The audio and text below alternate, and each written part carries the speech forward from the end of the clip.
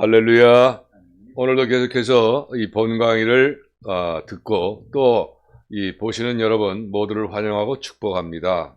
오늘 이 시간은 먼저 강의하기 전에 먼저 시간에 성경의 핵심 진리 그 강의 시간에서 그 광고를 하겠다고 이제 공포를 했는데, 제가 다음 주에 캄보디아로 이제 출국을 해서 금년 아마 7월 말경쯤 돼서 다시 귀국을 할 예정인데, 아, 7월 29일 날 귀국할 예정인데, 요때 그 캄보디아 이거 현지인 그 전도사님이신 강떨라 전도사님하고 그 강짱뜨리아 전도사님 같이 한국에 이제 오려고 예정이 되어 있어요. 목적은 이 두 분 전도사님이 8월 달에 저희 교단에서 실시하는 목사고시를 치르기 위해서 이제 오시는 내용인데, 여러분 좀 기도를 부탁하고자 해서 말씀을 드리는데, 우리 이 강의는 본 예담 사이버 아카데미는 왕중왕 TV와 또 그 캄보디아 예담 TV 또 무교병 TV 세 군데에서 성령을 같이 이제 송출을 하고 있는데, 그 왕중왕 TV가 가장 보시는 분들이 많아요. 근데 대부분이 본 강의를 듣는 여러분들은 다 사역자시면서 또 예비 사역자이시기 때문에 그 믿음이 굉장히 많이 성장된 그런 분이시기 때문에 기도 요청을 하기 위해서 광고를 제가 합니다. 그래서 강의를 하기 전에 이 캄보디아의 그 선교의 비전에 대해서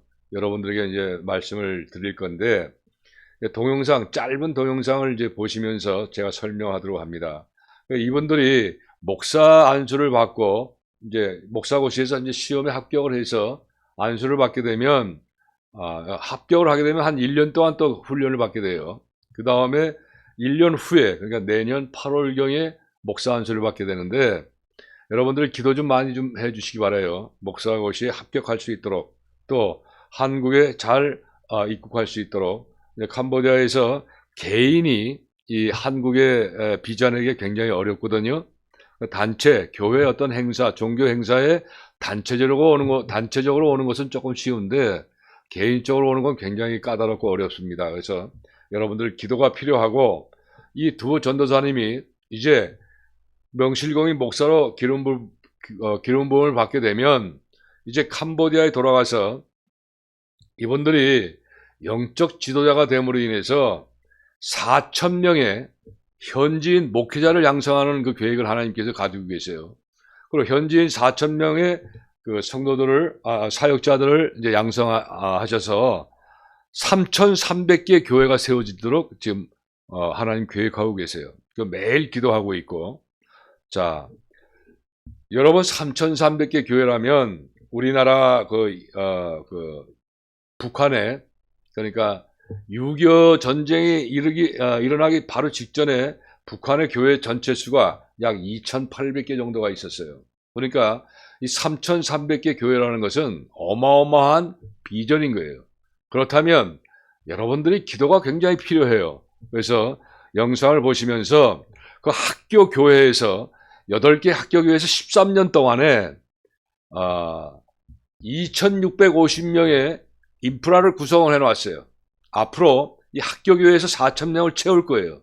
그리고 비즈니스 선교를 통해서 지금 그 신학교 부지도 선정이 되어 있고, 그러한 모든 플랜이 다 준비가 되어 있습니다. 문제는 여러분들이 기도를 열심히 좀 부탁을 드리고자 해서 오늘 제가 그 구약개론 강의 전에 광고 말씀을 드리는 것입니다. 부탁드립니다. 정말 기도를 해주시고, 그래서 이 캄보디아 99.7%의 국민들이 우상을 섬기는 데에서 이제 벗어나서 예수님이 재림하시기 직전에 캄보디아와 한국 교회를 사용하셔서 캄보디아의 온 땅의 3분의 1이 예수님을 믿게 되는 그런 그 비전으로서 놓고 한번 기도를 부탁드리겠습니다. 그럼 먼저 영상을 한번 보도록 합니다.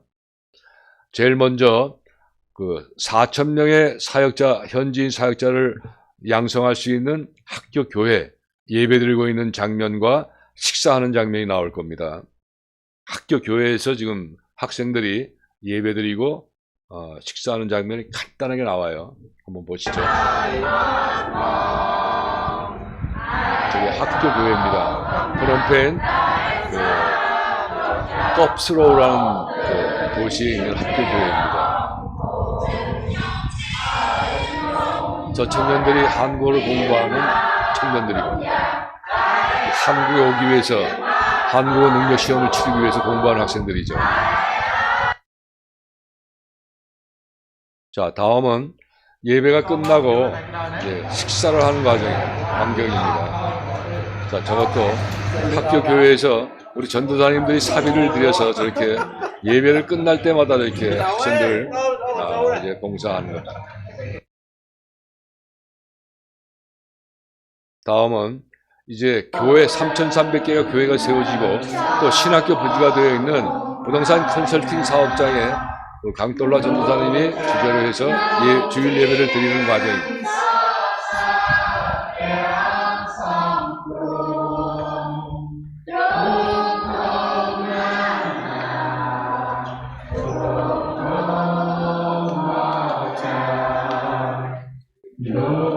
저기에 타운이 형성이 되어 있어요. 타운. 공장들도 많고 조금 이따 영상에서 보시겠지만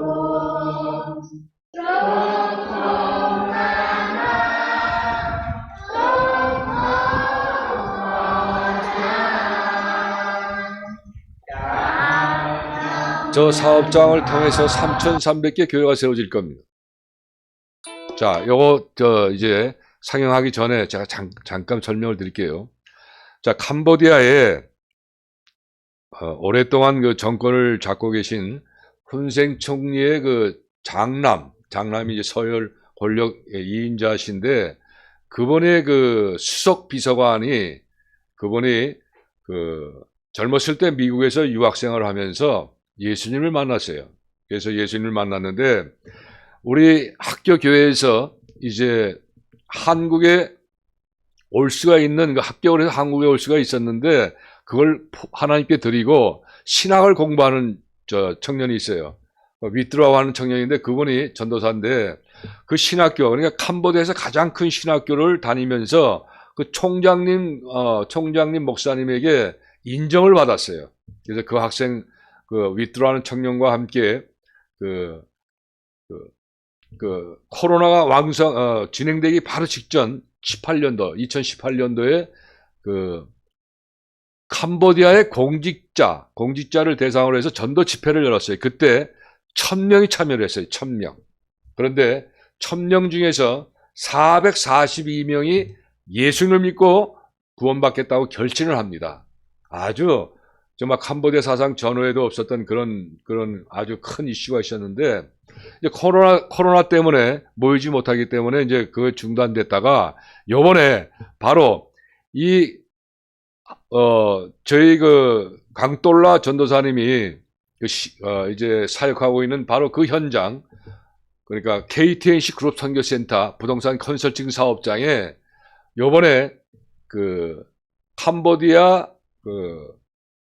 이제 공무원들을 상대로 해서 그렇게 해서 전도 집회가 있었어요. 그런데 이번에는 460명이 모였습니다. 460명이 모이셨는데 그중에서 공직자는 200명 정도, 일반인이 260명 정도가 이번에 그 전도 집회에 참여를 하게 됐는데 그중에서 220명이 결신을 하겠다는 큰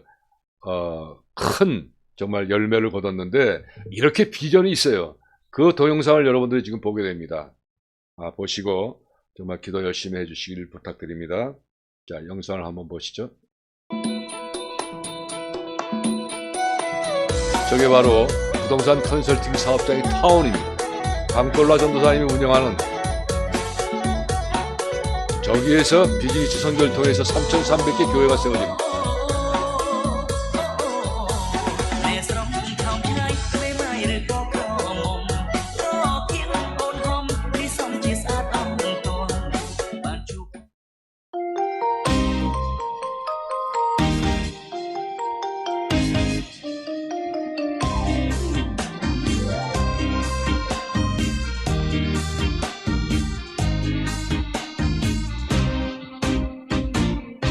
So stay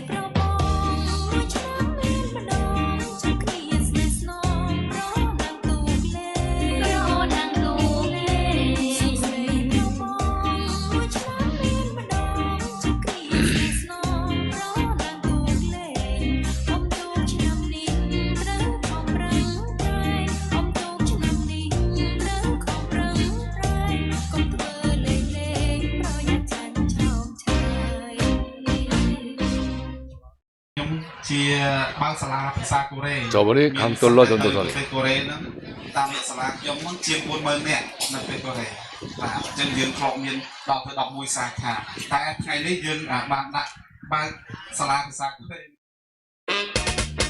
ខងអូខងអូខងអូបាននៅកន្លងអដែរមិនគួរទេប្រពន្ធធ្វើម៉ែហើយខ្ញុំគិតដែរថាគុំគិតដែរថាគុំឲ្យលើមកយំឲ្យខ្លាចប្រពន្ធដូចខ្លាអងចាអងចាអងចាខ្ញុំដើរទៅណាគេតាមយាមអើយយាមតែខ្ញុំជាអ្នកទុំប្រាក់ខែគេយកអស់បើឆ្លងក៏ឆ្លងមិនឈ្នះគេសុំខ្ញុំស្គមគេថ្លងលោះឲ្យចោះចាញ់គេទៅខងអូខងអូខងអូបាននៅក្នុងឡងអូដែរមិនគួរទេប្រពន្ធធ្វើម៉ែហើយខ្ញុំ 저 장면이 이제 결신하는 그런 성령하는 그런 장면이죠.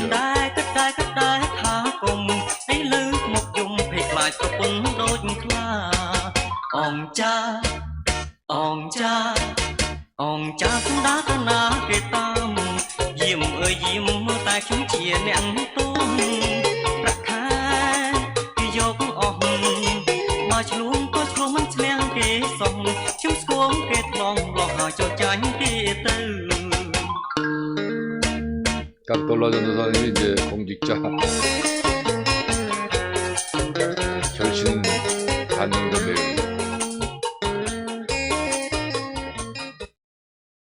자, 이렇게 여러분들 이렇게 영상으로 이제 그 캄보디아 선교사항에 대해서 간단하게 이제 보고를 드렸는데 정말 기도 좀 부탁합니다. 첫 번째는 그 한국에 올 수 있는 두 전도사님, 그 한국에 올 수 있는 그 비자가 통과하게 해달라고 좀 기도 부탁드리고요.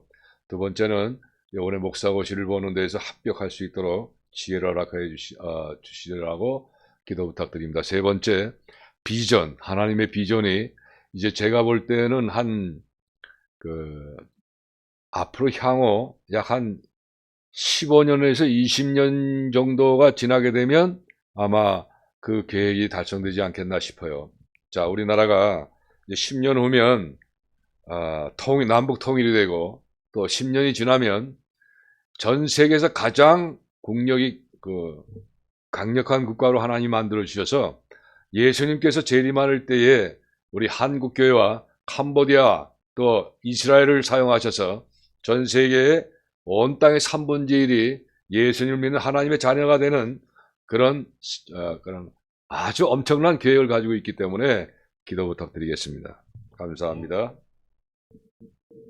자, 그러면 이제 제 구약개론 제3과 구약 성서의 강론 중에서 지난번에 우리가 지금까지 모세오경의 5권과 역사서 12권, 그 다음에 시가서 5권, 모두 22권에 대해서 우리 구약 강론에 대해서 강의를 했는데, 오늘은 이제 예언서, 선지서라고도 하기도 하죠. 이제 17권, 17권이 남아있어요. 그 가운데에 오늘 예언서라는 과연 무엇인가에 대해서, 그 다음에 구약의 강론 중에, 구약 성서의 강론 중에서 이사야서를 오늘 강의합니다. 자, 그러면 이 예언서는 선지서라고도 하기도 해요. 그러면 이 선지서는 17권 중에서, 대선지서가 5권이고, 그러니까, 이사야, 오늘 강의할 그 이사야와 예레미야와 또 예레미야 애가와 또 에스겔과 다니엘서, 이 5권을 대선지서라고 해요. 그러나 선지자는 4명이겠죠. 예레미야와 예레미야 애가가 한 분이니까. 자, 그리고 소선지서는 12권으로서 호세아서부터 말라기까지 말을 하는 겁니다. 그래서 오늘 예언서라는 과연 무엇인가? 그래서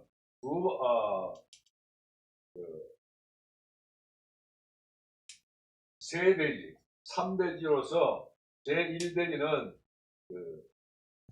가장 바로 이 예언서 17권은 가장 난해한 책들이라는 거예요. 난해한 책들. 두 번째 대지로는 선지자, 그러니까 예언자라고도 할 수 있죠. 선지자의 성향에 대해서. 이것은 소지로 예언자의 칭호와 예언자의 범위, 세 번째 소지로 예언자의 사명, 네 번째 소지로 예언자의 활동 무대, 그 다음에 세 번째 대지로서 예언 시대의 구분, 이렇게 해서 예언서를 오늘 강의를 하고, 또 이어서 이사야서에 대해서 강의를 하게 되는데, 자, 이사야서는 세 가지 대지로서 되어 있어요. 첫 번째 대지는 역사적 배경과, 두 번째 대지는 이사야서에 대한 구조에 대해서, 또 세 번째는 이사야서의 구성에 대해서 오늘 강의가 진행되도록 됩니다. 제일 먼저 예언서란 과연 무엇을 예언서라고 하는 것인가 설명을 드려요. 자, 여기서 첫 번째 대지, 가장 이 예언서라는 것은 가장 난해한 책들이다 라고 하는 것에 대해서 설명을 드려요. 자, 여러분, 자, 선지서는 구약 성경에서 가장 난해한 부분. 자, 이 난해하다는 것은 한문이 되어 있죠, 여기. 자, 그래서 우리 캄보디아 전도사님들 중국어를 잘 하시니까 한문을 많이 하셔서요. 그래서 이 난해한 것은 바로 풀기가 어려운 것을 이야기해요. 그걸 갖다 난해라고 그래요. 자, 그래서 난해한 부분 가운데 하나이다. 그 이유는 여러 가지가 있지만 선지서의 성격에 대한 오해가 가장 큰 이유다. 선지서의 성격에 대한 오해로 인해 그동안 선지서는 그 올바른 성격대로 해석되지 못하였다. 우선 예언이라는 단어에 대한 오해가 그동안 교회에 풍미하였다. 대부분의 사람들은 예언하면 장차 일어날 일에 대한 예고 또는 예견으로 생각한다.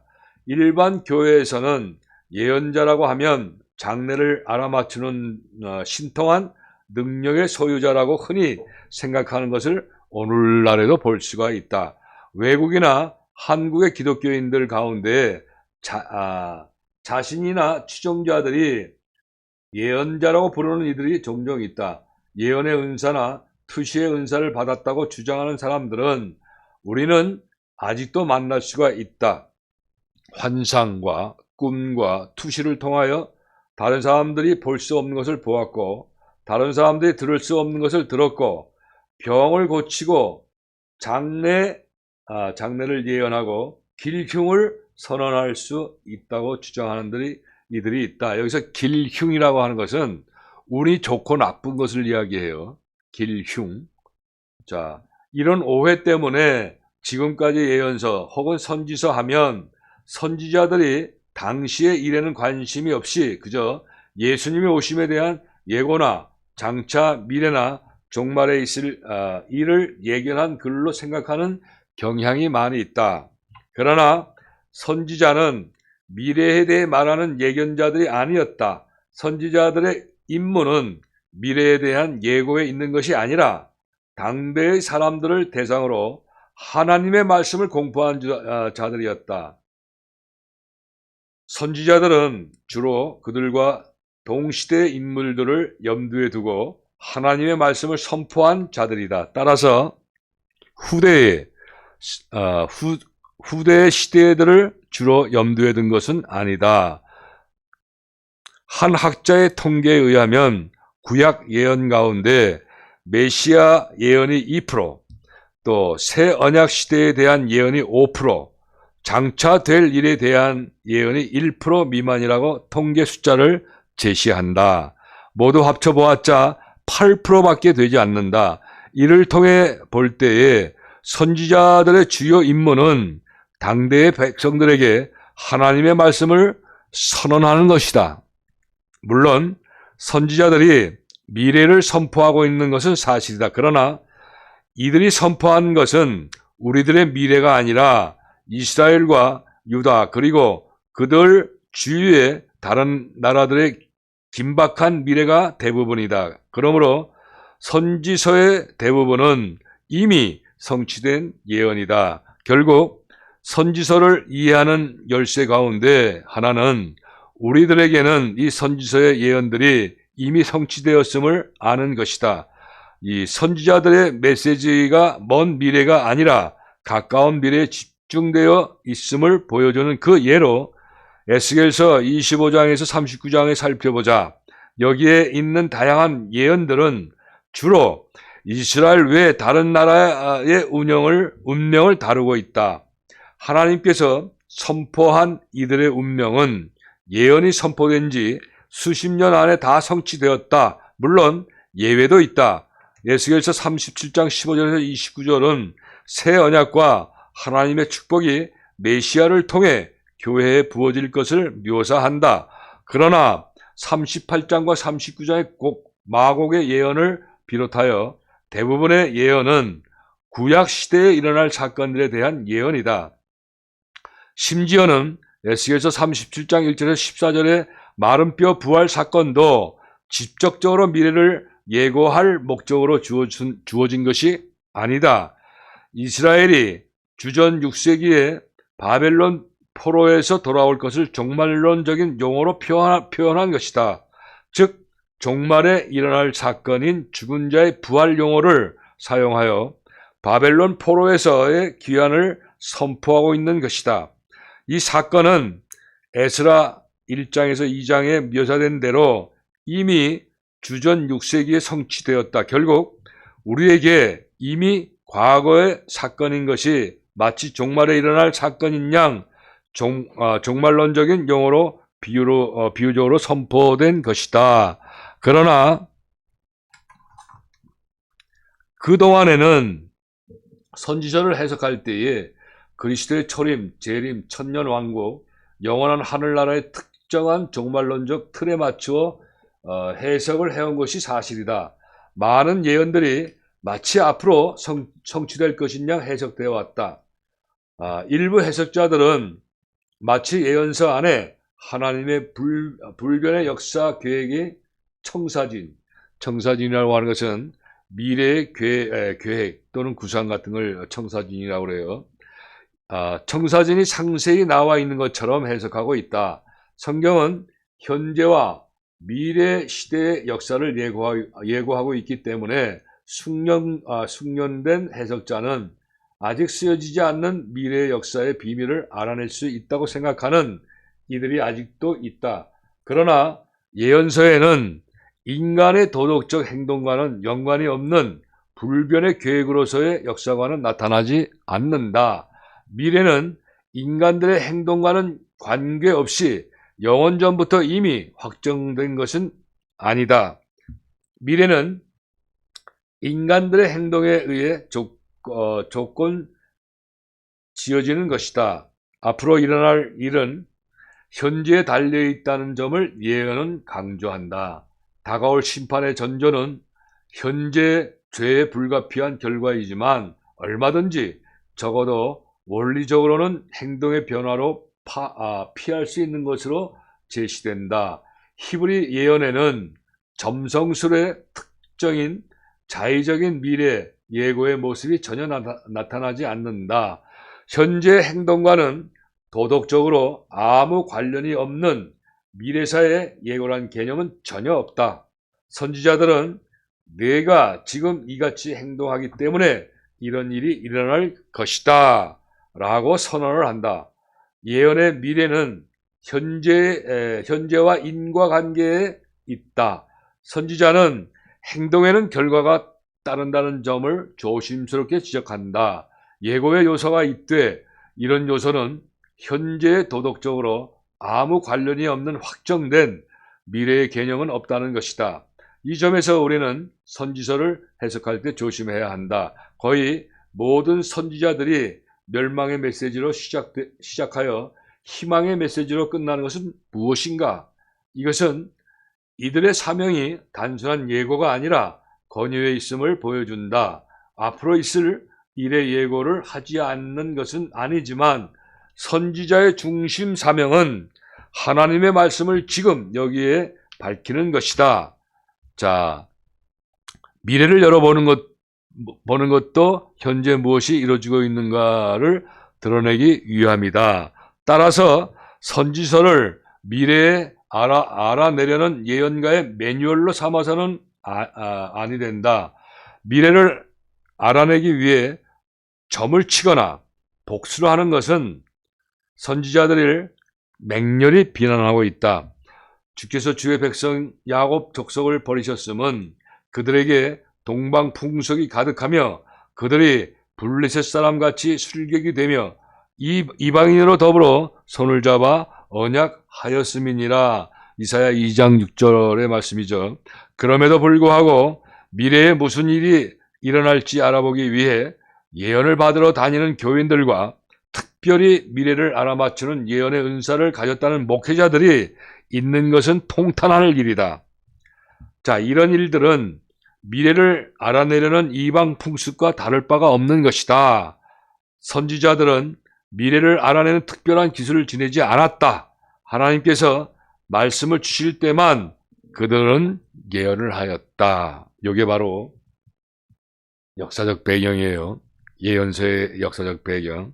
자, 다음은 두 번째 대지로, 예언서의 두 번째 대지로 선지자의 성향에 대해서, 선지자는 예언자라고도 말할 수가 있죠. 자, 이 성향은 바로 성질에 따른 경향을 얘기하는 거예요. 그럼 경향은 뭐냐? 현상이나 사상, 행동 따위가 어떤 방향으로 기울어지는 것을 이 경향이라고 그래요. 경향. 자, 경향. 여기 경향 한문되어 있어요. 경향. 한문에 동사님들 잘 보세요. 이해하시기 바래요. 한문으로. 자, 두 번째 대지로 선지자의 성향은 어떤 이들은 선지자들을 깊은 황홀경에 빠져 미래를 예언하는 신비스러운 사람으로 생각한다. 그렇다면 과연 구약의 선지자들은 이런 신비가였는가 질문할 수가 있어요.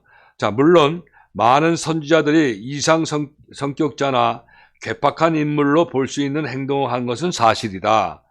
그들은 남과 다른 방식으로 옷을 입고 음식을 먹었으며 때로는 괴상한 의식, 그러니까 괴상한 의식은 뭐 옆으로 눈 눕다든지 또 벌거벗고 산다든지 이런 행위를 말하는 것이죠. 자, 이사야는 장차 임할 이스라엘의 포로 생활을 증거하기 위해 이사야 선지자는 3년간 벌거벗고 살았다라고 이사야 20장에서 2절에서 4절의 말씀이 나와요. 자, 예레미야는 포로가 되고 노예 생활한 것이라는 야훼 위협을 구체화하기 위해 멍에, 처음에는 나무, 나중에는 철로 된 멍에를 만들어 걸고 다녔어요. 그렇죠? 이것도 예레미야서 27장 2절에서 28장 17절까지의 말씀에 나오죠. 또 에스겔 선지자는 더 심했어요. 짧은 기간에 무려 3번의 상징적 행동을 연달아 하고 있다. 먼저 집에 들어가서 문을 닫고 야훼께서 말하라고 하기 전까지는 임을 다물었다. 그리고 예루살렘을 공격하는 모습을 그리라고 했다. 그리고는 390일 동안 좌편으로 눕고 다시 40일 동안 우편으로 누워 지냈다. 그동안에 자신의 인분을 불에 태워서 보리떡을 먹어야 했다. 마지막으로 에스겔은 삭도로 머리칼을 밀어 3분의 1은 불에 태우고 3분의 1은 칼로 치고 나머지 3분의 1은 바람에 흩었다. 이것도 에스겔서 3장 22절에서 5장 17절까지의 말씀에 나오죠. 자, 이런 유별한 행동은 선지자로서의 사명의 근본적인 것이 아니었다. 단지 하나님께서 백성들의 주의를 끌고 메시지를 효과적으로 전달하기 위해 선지자들의 괴괴한 행동을 유발시킨 것뿐이었다. 황홀경에 선지자들에 빠지는 일이 종종 있었던 것도 사실이나 이것이 성경의 예언의 현저한 특징은 아니다. 중요한 얘기예요. 자, 선지자들이 그들에게 임한 하나님의 말씀에 사로잡힌 것은 사실이지만 그렇다고 당시의 바알 선지자들처럼 술을 마시고 성적인 난장판 가운데서 예언한 것은 아니다. 히브리 예언자들은 황홀경에 빠지기는커녕 바알 숭배의 성적 난장판을 비난하였다. 그렇죠. 선지자들은 술에 취해 비틀거리는 선지자와 오히려 제사장들을 비난하고 있다. 선지자는 황홀경에 빠져 예언한 광신자도 아니다. 선지자들은 하나님의 메시지를 전하도록 부름을 받은 여호와의 메신저, 대변이라는 거예요. 자, 이렇게 해서 선지자들의 성향, 예언자들의 성향 모두 16분의 예언자죠. 17권 중에서 하나는 예레미야 애가가 이제 둘로 묶이기 때문에 모두 16명의 예언자들의 성향이 지금 방금 설명한 대로 그런 성향이 있었다. 자, 요거는 예언자의 칭호, 선지자 성향에 대해서 예언자의 칭호와 또 네 가지 소지로서 범위, 사명, 활동 무대에 대해서 설명하도록 합니다. 자, 제1소지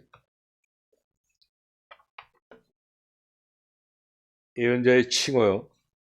히브리 예언자들은 종종 로예라고, 노예가 아니라 로예라고 불렀는데, 이는 자연적 시각이나 청각으로 볼 수도 들을 수도 없는 것을 아는 사람이라는 데서 온 것이다.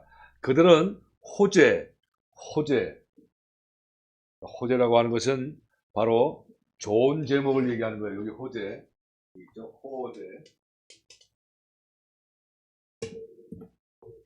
호재라고도 불렀는데 초자연적으로 보는 사람이란 뜻이다.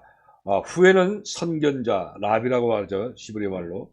라고도 했다. 아카디아 말로 나부, 부른다, 선포한다 라는 말과 관계시켜 수동체로 쓰면 부름을 받은 자이나 능동적으로 보면 선포자가 된다. 즉 예언의 양면성을 이 단어에서 찾아볼 수도 있을 것이다.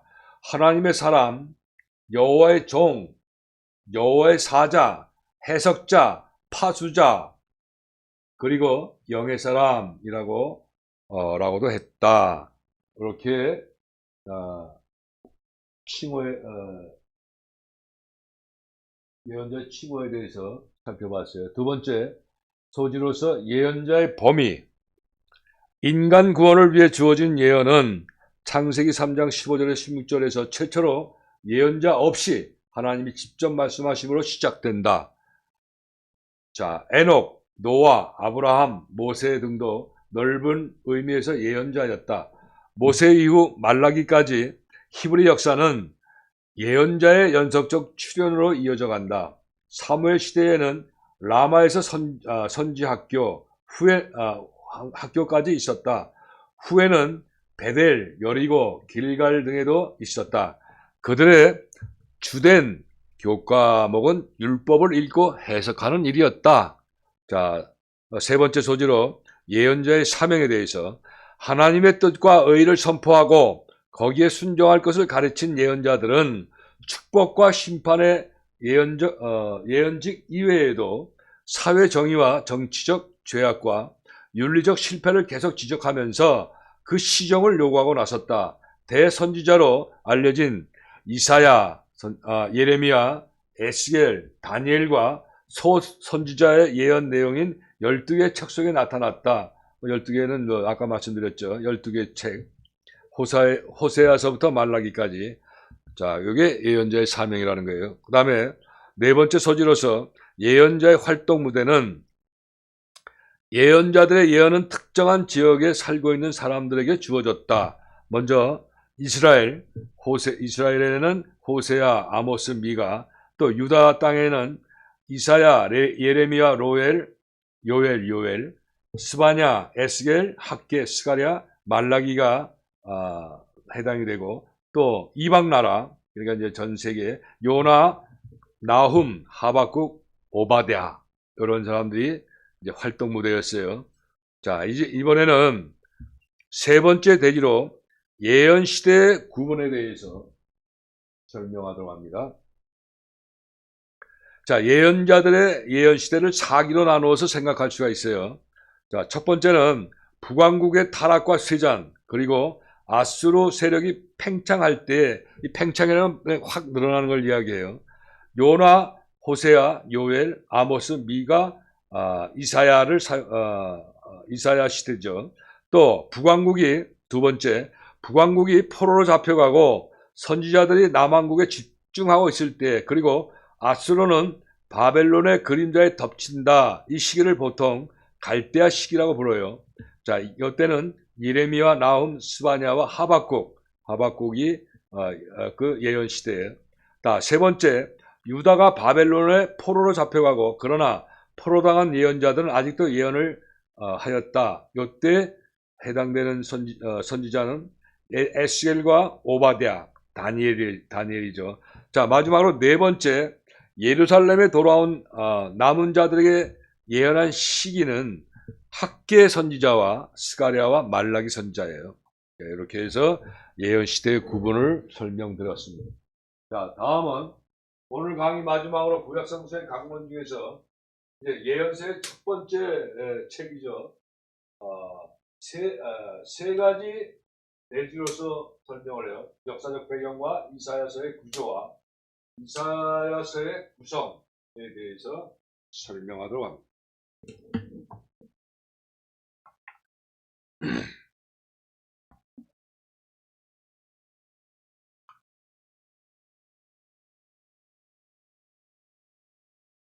자, 이사야서 역사적 배경.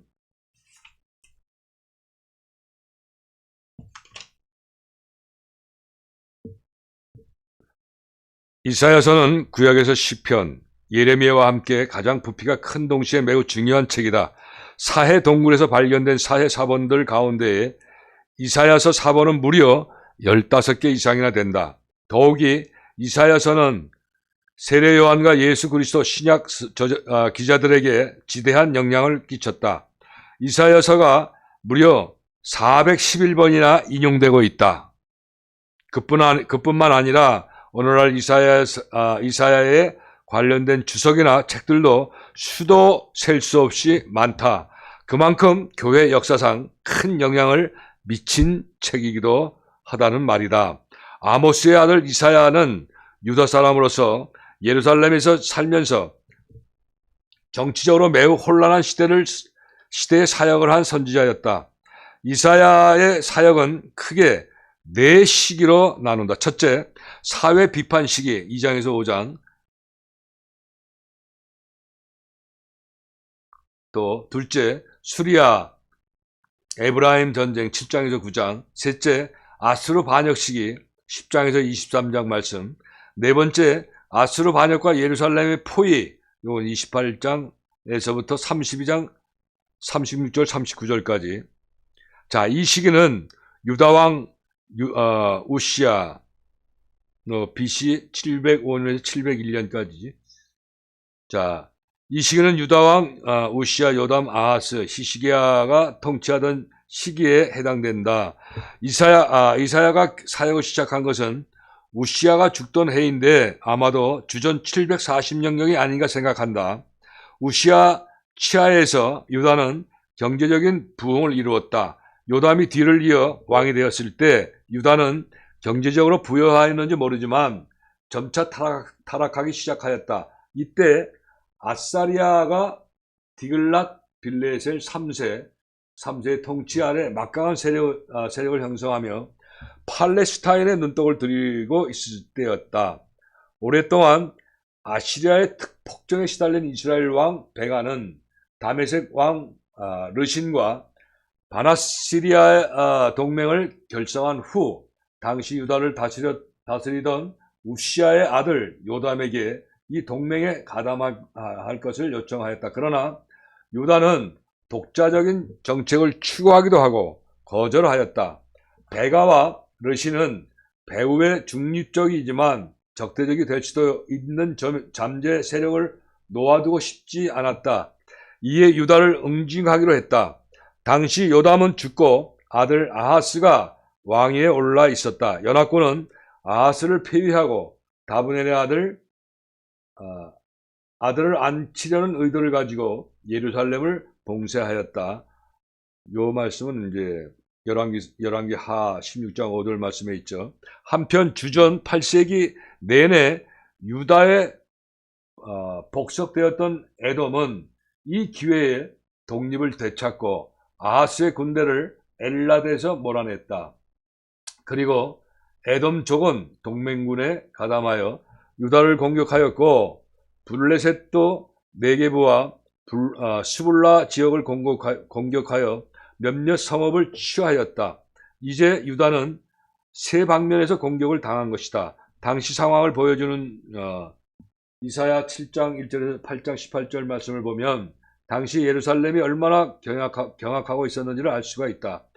혹이 다윗 집에 고하여 가로되 아람이 에브라임과 동맹하였다 하였으므로 왕의 마음과 그 백성의 마음이 살림이 바람의 흔들림 같이 흔들렸더라. 이사야 7장 2절 말씀에 있죠. 이에 왕좌가 위태로워진 유다 왕 아하스는 아시리아 왕 디글랏 빌레셀에게 원조를 청할 수밖에 없었다.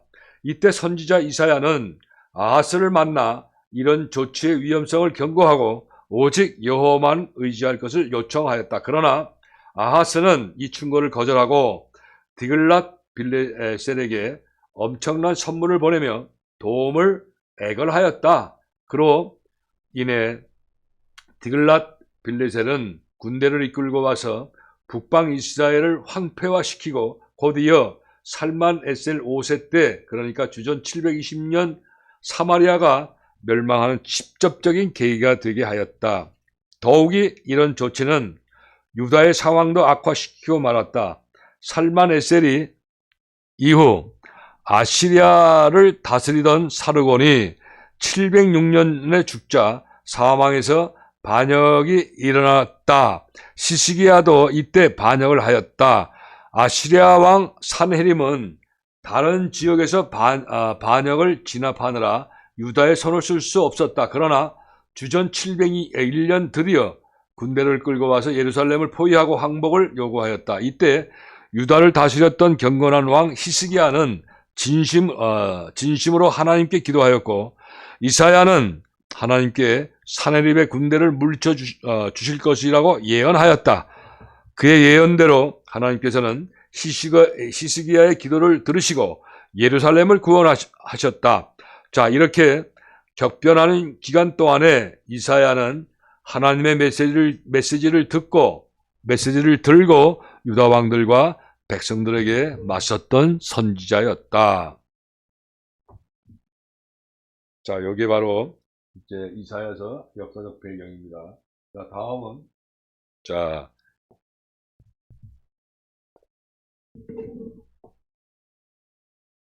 두 번째 대지로서 이사야서의 구조에 대해서 설명하도록 합니다.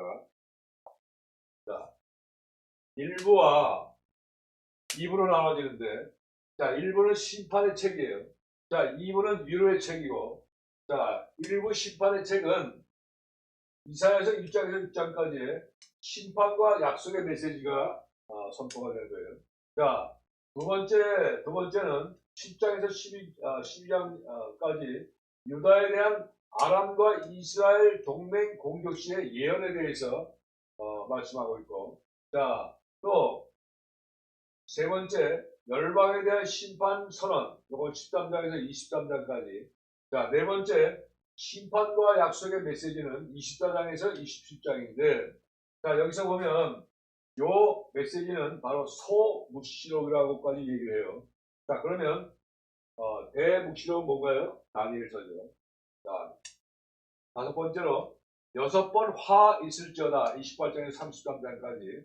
또 여섯 번째 책은 일부의 책은 심판과 약속의 메시지 34장에서 35장까지. 자, 그 다음에 36장에서 39장까지는 아시리아의 위협에서 바벨론 포로 에로의 역사적인 전이는 옮겨진다는 것을 이야기하는 거예요. 자, 그 다음에 이 이사야에서 9절에서 2부는 위로의 책이에요. 자, 여덟 번째로 이스라엘의 구원과 회복에 대해서는 40장에서 48장까지에서 말씀하고 있고, 자, 아홉 번째로 종의 사역과 이스라엘의 회복에 관해서는 49장에서 57장까지 말씀하고 있고, 자, 열 번째 영원한 구원과 이스라엘의 심판은 58장에서 66장 9장까지 이제 심판의 위로의 책으로 나타나고 있어요. 자, 여기서 중요한 것은 바로 신약 성서에 나타나는 그 복음의 선구자 역할을 야훼의 종, 또 그 말씀이 이사야서 42장 1절에서 4절까지, 또 49장 1절에서 6절까지, 50장 4절에서 9절까지, 52장 13절에서 53장 12절까지 이렇게 막 구성이 되어 있는데, 자, 요거는 바로 요 말씀을 구약 성서의 복음이라고 말씀하고 있어요. 자, 복음. 그리고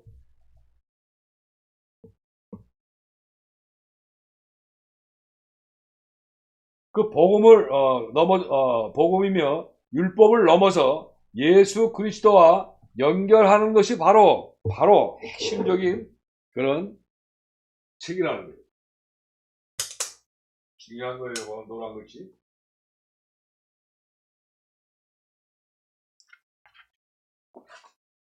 이사야서는 크게 둘로 나누인다.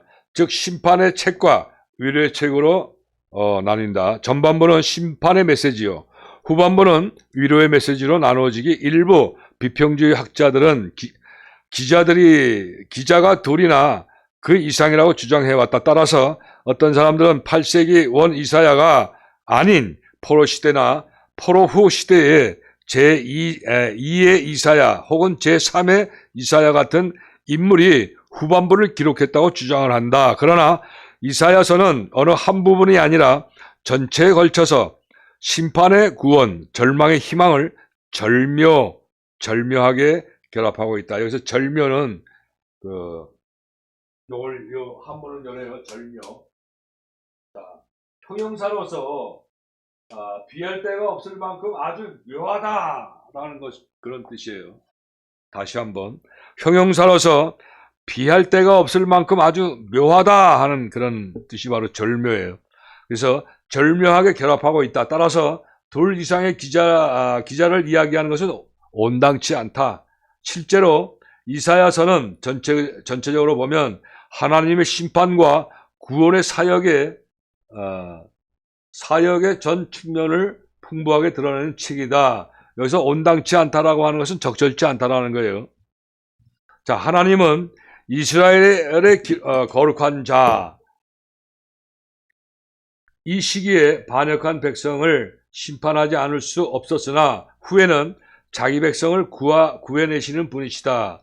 따라서 이사야서는 죄를 짓고 하나님의 심판을 기다리는 포로 시대 이전에 이스라엘인들이 들어야 할 메시지가 들어있는 동시에 심판을 받고 정화된 남은 자들, 위로받고 구원받아야 할 포로 시대나 포로 후 시대에 이스라엘인들이 들어야 할 메시지도 들어있다. 이것이 바로 이사야서의 위대한 점이다.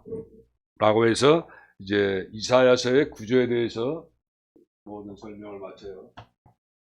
자, 이제 마지막 이사야서의 세 번째 내진 이사야서의 구성에 대해서 오늘 강의를 마칩니다. 자, 이사야서 구성은 초점이 세 가지로 나눠지는데, 자, 유죄 판결과 반주곡과 위로에 대해서 초점을 맞췄어요. 자, 그러면 그거는 심판은 유다의 심판, 요게 1장에서 12장까지 구분이 되어 있고, 또 열방의 심판은 12장에서 27장까지, 다음에 세계의 심판은 28장에서 35장까지 구분이 되어 있어요. 다음 간주곡은 유다의 심판날, 심판날에 대해서 반주곡으로 되어 있고, 또 위로는 세 부분으로 나눠지는데, 세 부분으로 하나님의 주권과 하나님의 구원, 하나님의 복구에 대해서 구분되어 있고, 자, 여기서 표제는 유죄 판결 표제는 공표, 또 이 공표는 바로 하나님의 심판 하에서의 신음. 요거는 1장 4절에서 말씀이 나오는데, 이 신음은 예를 들어서 사람이 막 아프다 하는 그런 신음을 얘기하는 거예요.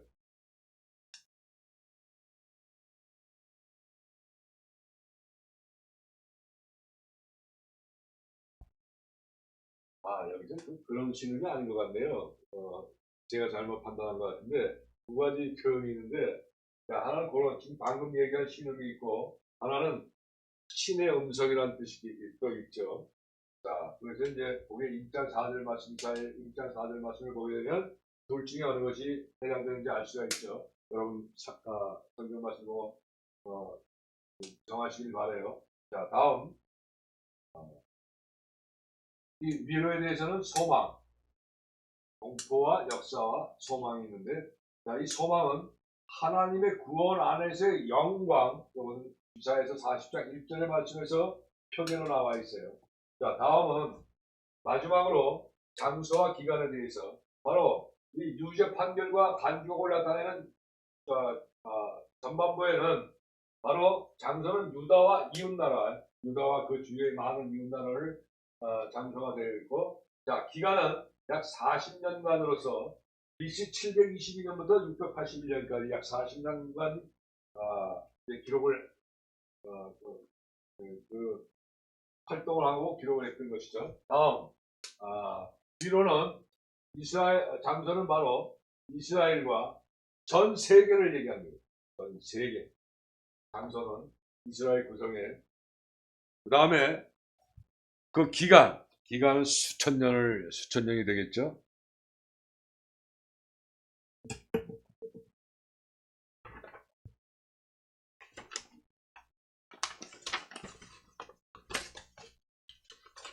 자, 이제 이사야서의 구성에 대해서 간단하게 설명하고 마쳐요. 자, 이사야서의 주요 골자는 구원이다. 구약의 어디를 보아도 이사야서만큼 하나님의 은혜를 분명하게 기록해 놓은 것이 없다. 그래서 본서를 이사야 복음 또는 제5 복음서 또는 구원의 책이라고 한다. 이사야는 요아스의 아들인 아모스의 아들로 왕족의 피를 타고난 선지자로서 정치적으로도 많은 영향을 끼친 사람이다. 이사야의 특징은 이스라엘의 거룩한 자라는 말이 되풀이해서 나온다. 이것은 시편에서 3번, 71편, 78편, 79편에서 나오죠. 그 다음에 예레미야에서 2번, 예레미야 50장과 51장, 그 다음에 열왕기하 19장 21절의 말씀이 나오죠. 또 하나의 특징은 구원이란 말이다. 시편을 제외하고는 구약 어느 곳에서도 이사야처럼 구원이란 말이 자주 나오는 책이 없다. 자, 그래서 이스라엘이란 그 이름 자체부터 구원은 여호와께서부터 라는 뜻을 가진다라고 간략하게 설명할 수가 있어요. 이사야서의 구성에 대해서. 자, 사랑하는 여러분, 이제 저는 4월 20일 날 출국했다가 7월 29일 날 다시 한국으로 입국할 겁니다. 그때 다시 뵙도록 하겠습니다. 항상 큰 믿음으로 성장들 하시면서 하나님의 지혜가 날마다 여러분들에게 풍성하시기를 바랍니다. 감사합니다.